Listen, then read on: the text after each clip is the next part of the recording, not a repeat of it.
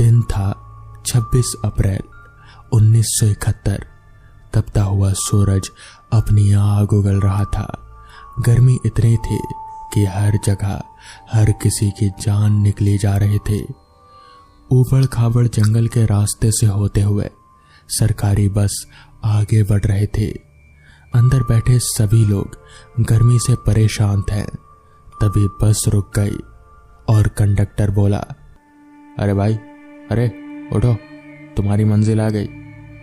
इतनी गर्मी में आराम से सोया हुआ, हल्की सी दाढ़ी बड़ी हुई, हाथों में छाता, पास में रखा पुराना रेडियो, काला रुमाल मुंह पर डाले सोया हुआ नुकुल अचानक से जाग खड़ा हुआ। अपनी रेडियो और बाकी सामान लिए और वो जल्दी से बस से नीचे उतरा। तभी नुकुल ने कहा, अरे कंडक्टर, ये क्या उतार दिया हमको? यहां तो सब जंगल ही जंगल है। इस पर कंडक्टर ने कहा, सुनो, तुम्हें जिस गांव जाना है वो सामने कच्चा रास्ता देख रहे हो, बस वहीं से पैदल चलते जाओ, 2-3 किलोमीटर में गांव मिल जाएगा।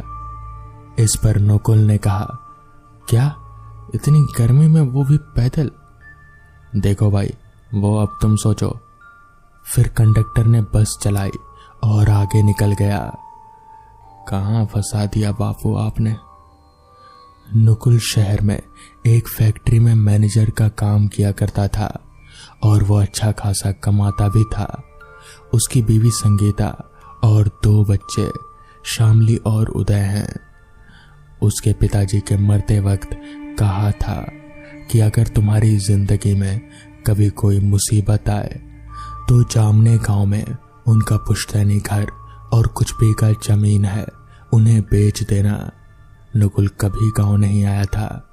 उसकी फैक्ट्री बंद हो गई थी, खाने तक के लाले पड़ गए थे। इसलिए उसने अपने पिता की बताई जमीन और घर बेचने यहां चला आया। बीवी बच्चों को वहां अकेला छोड़ आया था, बीवी के माँ बाप के पास, क्योंकि उन्हें यहां तक साथ लाने के लिए भी इतने पैसे नहीं बचे थे। इसलिए जल्द से जल्द उसे वो घर और जमीन बेचनी थी।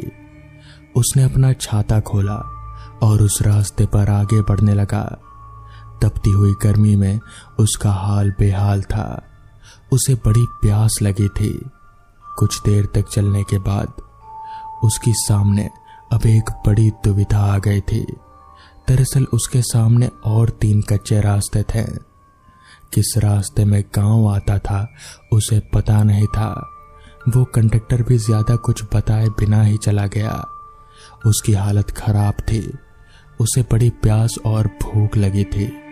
तभी उसने देखा कुछ बच्चे एक रास्ते से निकलकर दूसरे कच्चे रास्ते की ओर आगे भागने लगे। नुकुल ने आवाज लगाई पर वो नहीं रुके। नुकुल उस रास्ते से उनके पीछे जाने लगा। उसे लगा कि ये गांव के ही बच्चे होंगे। भूख प्यास से बेहाल वो आगे बढ़ने लगा। उसे ढोल पीटने की आवाजें आने लगी, लोगों के जश्न मनाने की भी। उसने देखा आगे एक बड़ा सा मेला लगा हुआ है। वो जल्दी से मेले में गया। पास ही कुछ महिलाएं कुएं से पानी निकाल रहे थे। थोड़ा सा पानी पिला दीजिएगा, नुकुल ने उन महिलाओं से कहा। वो सभी उसे अजीब तरीके से देखने लगी, पर बिना कुछ बोले उन्होंने नुकुल को पानी पिला दिया। पानी पीते ही उसकी जान में जैसे जान आ गई। फिर वो मेले में कुछ खाने की चीजें ढूंढने लगा। सारे लोग मेले का मजा उठा रहे थे। बच्चे भी बड़े खुश थे। मेले के पास ही एक गांव भी था। नुकुल ने देखा वहां हलवाई की दुकान थी, जहां जलेबियां, मिठाई, कचौड़ी, समोसे सब कुछ बन रहे थे। सुनो हलवाई भाई, कुछ जलेबियां और समोसे देना। ये बोलते ही हलवाई और वहां खा रहे कुछ लोग उसे अजीब तरह से देखने लगे। तभी हलवाई बोला, कुंतर, कुंतर। ये शब्द नुकुल ने पहली बार सुना था। क्या क्या कुंतर? नहीं, मुझे जलेबी और समोसे चाहिए। तभी हलवाई बोला, कुंतर, अजीब आदमी हो यार, उसने पैसे निकाले और हलवाई को दिए।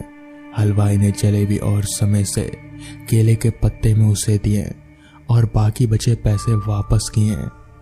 नुकुल को इतनी भूख लगी थी कि उसने सब कुछ सपाचट खा लिया। अब उसका शरीर भूख और प्यास मिटने से स्थिर था। तभी नुकुल ने कहा, चलो भाई, अब मैं चलता हूं हलवाई भाई। तो इस पर हलवाई ने कहा, कुंतर कुंतर। इस पर नुकुल ने फिर कहा, फिर से वही शब्द। सिर्फ एक ही शब्द बोलना आता है क्या? सुनो तुम लोग, कुछ समझाओ इसे यार, ये क्या बोल रहा है। वहां बैठे सभी लोग चिल्लाए, कुंतर कुंतर। तभी नुकुल ने कहा, लगता है सब पगला गए हैं यहाँ। नुकुल गांव में अपना घर ढूंढने लगा। हर किसी को पूछता, नारायण जी जो शहर में रहते हैं उनका पुश्तैनी घर कहाँ है, तो हर किसी से उसे एक ही जवाब मिलता, कुंतर कुंतर। आखिरकार एक बच्चे ने इशारे से उस बंद घर को दिखाया। नुकुल उस घर के पास पहुंचा। घर बंद तो था पर उस पे ताला नहीं लगा था। नुकुल को अजीब लगा, पर वो काफी थक गया था, शाम भी हो गई थी। अंदर जाते ही उसे कुछ अजीब सा महसूस हुआ। मकान लकड़ी से बना हुआ था और 2 मंजिला था। वो ऊपर के लकड़ी से बने कमरे में गया, जहां से पूरा गांव भी नजर आता था। गांव के लोग अभी भी मेले में मशगूल थे।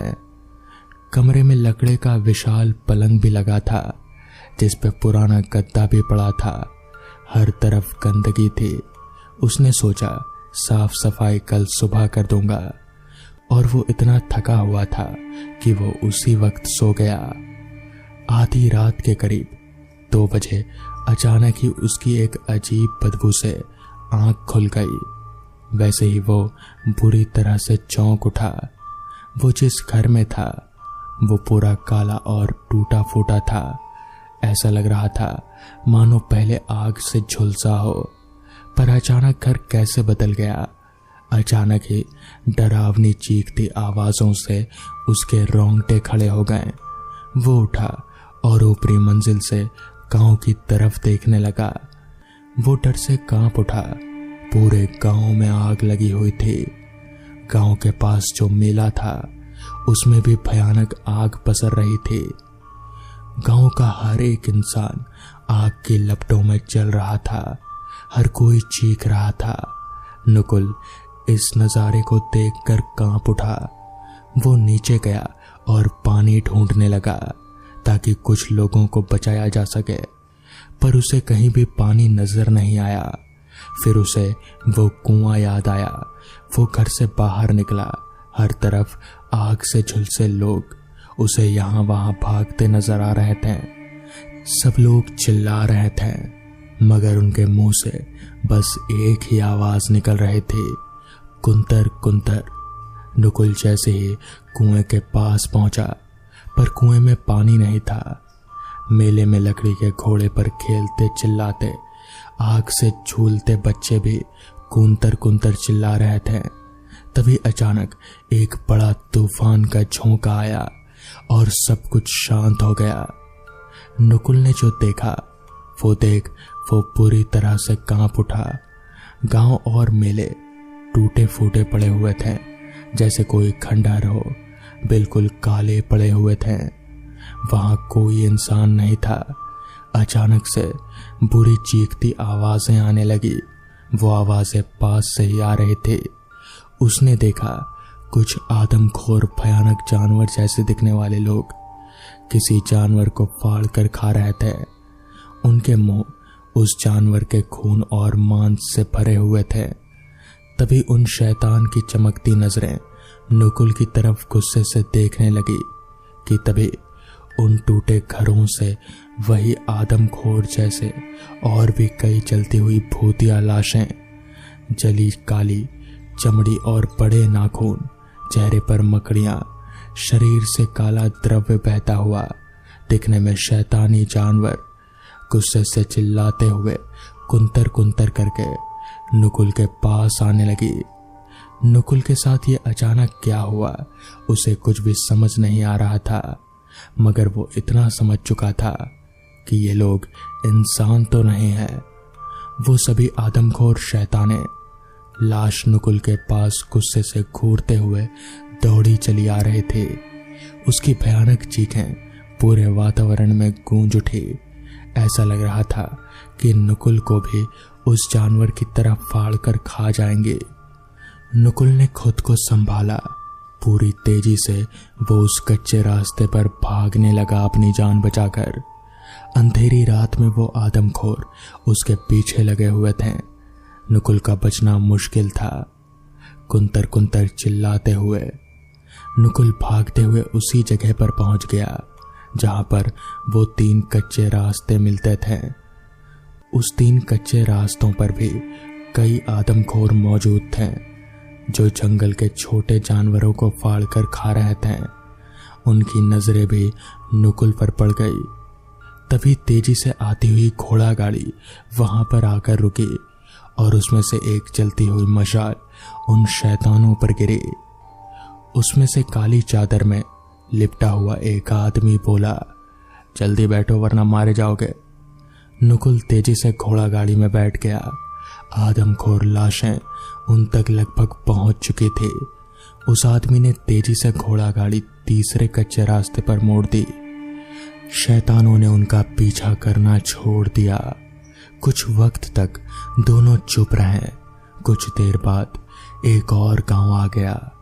उस आदमी ने एक घर के पास घोड़ा गाड़ी रोकी। इशारे से नुकुल को अंदर जाने को कहा।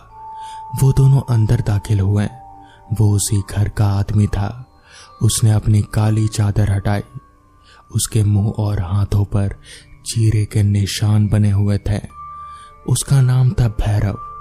तभी भैरव ने कहा, आराम से सो जाओ, वो शैतान यहां तक नहीं आएंगे, आराम करो।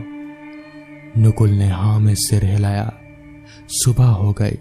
बाहर गांव वालों की सुबह की चहल पहल एकदम शुरू हो गई। वो दोनों उठ गए। नहाने के बाद चाय का स्वाद लिए। अब नुकुल को कुछ अच्छा महसूस हो रहा था। रात में हुए उस हादसे से वो दहल उठा था। तभी भैरव ने कहा, चिंता मत करो, तुम सुरक्षित हो, यह कामने गांव है। नुकुल ये सुनकर चौंक उठा। इसी गांव में तो उसे आना था। नुकुल अभी तक हुई सारी बातें भैरव को बताई तो इस पर भैरव ने कहा, चलो मैं दिखाता हूं आपका पुश्तैनी घर। उसने नुकुल को उसका पुश्तैनी घर और जमीन दिखाया तो तभी नुकुल ने कहा, मैं इन्हें यहां कैसे बेच सकता हूं। तो इस पर भैरव ने कहा, यहाँ के साहूकार उल्लास जी वो खरीद लेंगे। हाँ, पर वो कुछ दिनों के लिए अपने रिश्तेदार के घर दूसरे गांव गए हैं, शायद उन्हें आने में 1 हफ्ता लगे। तो इस पर नुकुल ने कहा, अरे यार, बिना बेचे मैं वापस भी नहीं जा सकता, यहाँ रुकना पड़ेगा और अब सिर्फ वापस जाने के ही पैसे बचे हैं। इस पर भैरव ने कहा, चिंता मत करो, मेरे यहाँ ही रहो, खाने पीने की कोई चिंता नहीं, अपना दोस्त ही समझो। कुछ देर तक वो गांव में घूमे।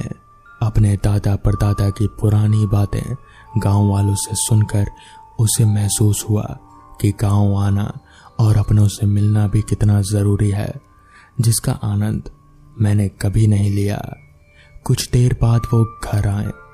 तभी नुकुल ने कहा, भैरव मुझे सारी बातें बताओ, वो सब क्या था, वो गांव, वो शैतानी लोग, वो सारे जलते हुए लोग, तुम वहां अचानक कैसे आ गए। तो इस पर भैरव ने कहा, यहाँ के लोग उसे शापित गांव कहते हैं, उस तरफ कोई नहीं जाता। कहते हैं कि उस गांव की तरफ जाना मतलब मौत को दावत देना।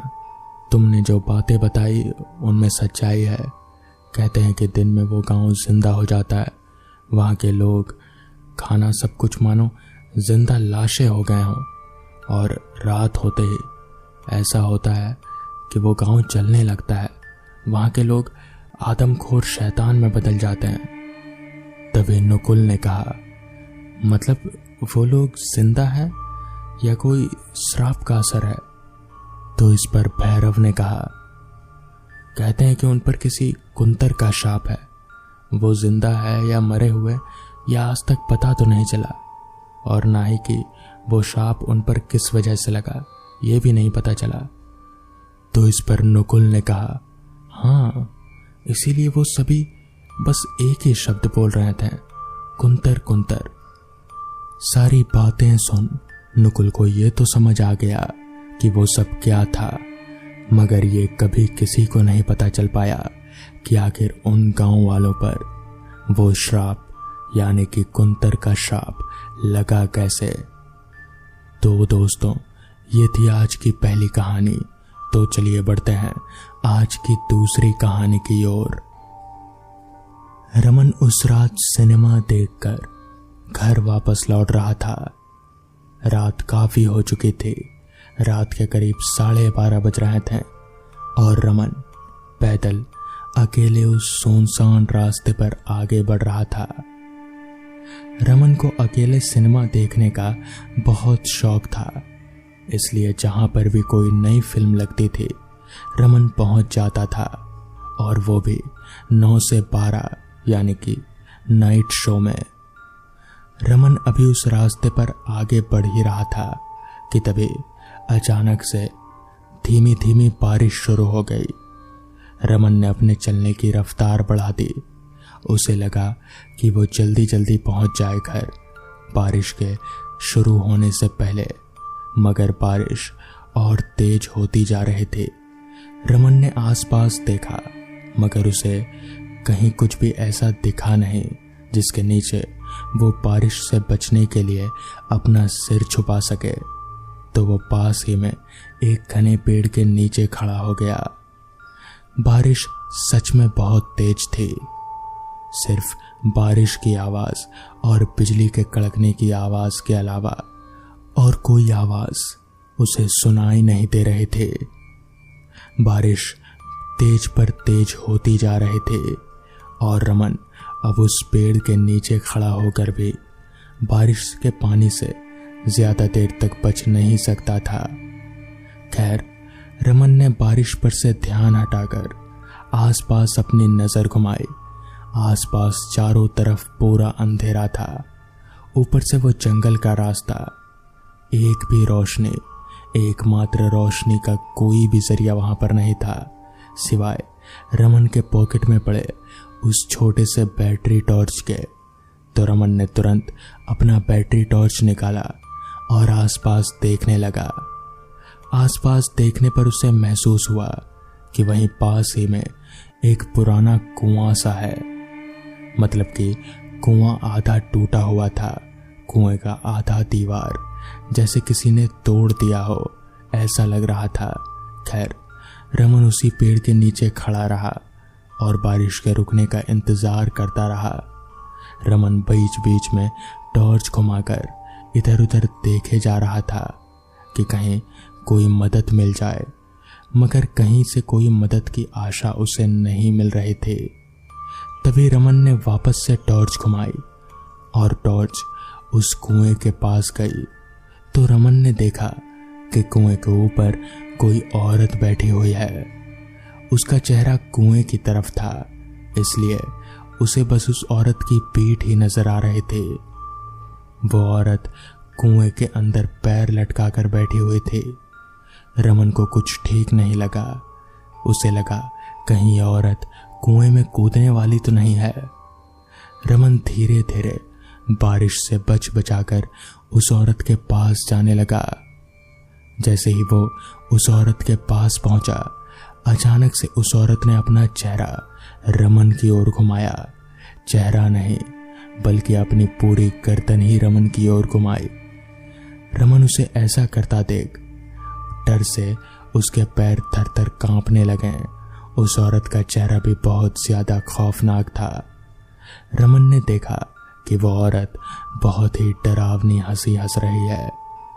तभी रमन ने जोर जोर से हनुमान चालीसा का पाठ करना शुरू कर दिया और उसके ऐसा करते ही उस औरत ने धड़ाम से कुएं में छलांग लगा दी।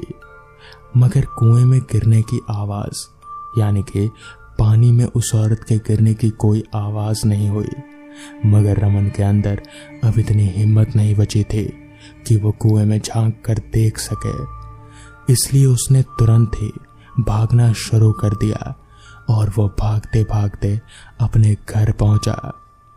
मगर वो सब क्या था, ये आज तक रमन को कभी पता नहीं चल पाया।